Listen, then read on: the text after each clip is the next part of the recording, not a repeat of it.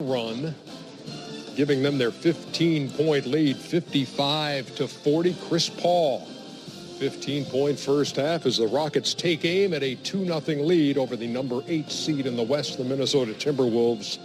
55-40. American Express halftime report coming to you from Studio J here in Atlanta. Ernie Johnson along with Charles, Kenny, and Shaq. The American Express teammates come from the Houston side, and boy, the numbers for James Harden, a little tough to take. 9 points on 1 of 12 from the field, but Chris Paul with his 15 and Gerald Green with his 12, all in the second quarter. Wow. 12 points and 13 minutes of work in the first half. And that's got the Rockets on top, 55-40. Chris Paul has 15. Chuck, what'd you think of the Rockets in the first half? They were doing what the Rockets do. They made the only difference between game one and game two is they made shots. And listen, it's going to come down to they're going to have to outscore somebody. They're not a great defensive team, and it's going to come down to whether they can make enough shots. And jump shooting is the hardest part of the game. Tonight they're making their threes, but listen, Minnesota's just not good enough, man. 8 out of 25 from long range for the Rockets, 2 of 9 for Minnesota. Look, when we looked at the difference between what game one and game two would look like, all we wanted to see was field goal attempts for Karl Anthony Towns, who got 9 shots in game one. He was 3 for 9. He's 2 for 9 in the first half of game two. What do you make of what they've tried to do with Cat to get him more involved? He's playing hard. He's trying hard, but, he's a young fella. He's going to have to learn this as the year goes on. Right here, I like the energy. I like the effort. Get off me, little fella. Get the ball in the post. Now, what he has to do right here, young, energetic guy, you got to go quick. You got to go quick, and you got to make a strong move. That's not a shot. That's what I'm saying. It's not a shot. And right here, again, Ernie, you got to go quick. Don't wait for the double, or throw it back out and repost. Oh, my goodness. Fade away on the nay. Are you kidding me? And right here, this is a move. No. Don't do that. Do not accept the double. Either go through the double or make a move. Let the double come strong so you can get somebody else involved. He got to be a little bit more aggressive, like his energy, like his effort, but he needs to do certain things to get himself in the game.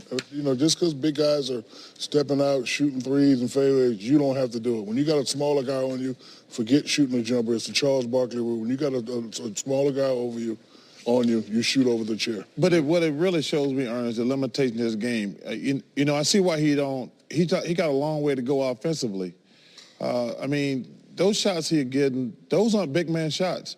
Those is a guy like a 7-foot guy shooting fadeaways against the little guys. He's got to get in the gym. First of all, I like him a lot as a person. I like him a lot as a player. But he is so limited offensively. He's got to get in the gym, man, and work on his game this summer. 3 moves: jump hook, up and under, drop step. Does this play into your picture? Oh, plays in, Shaq. Plays in.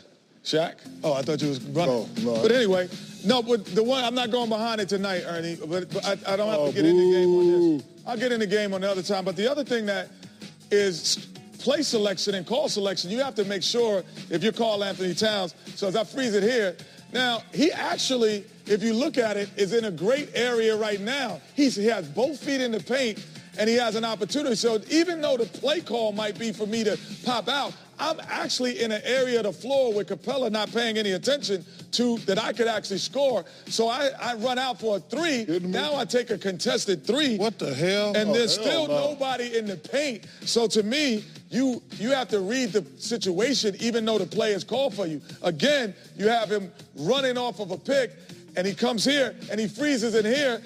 Again, he has both feet in the paint. So for me, it's just to post up, forget all that, because Nene is already caught behind.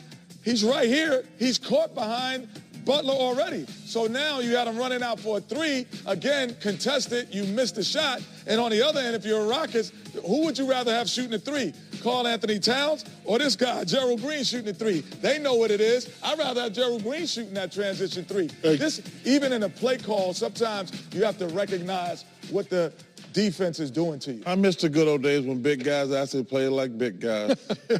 Why would you pick and roll to the paint, and not ask for the ball and then pop out for a 3?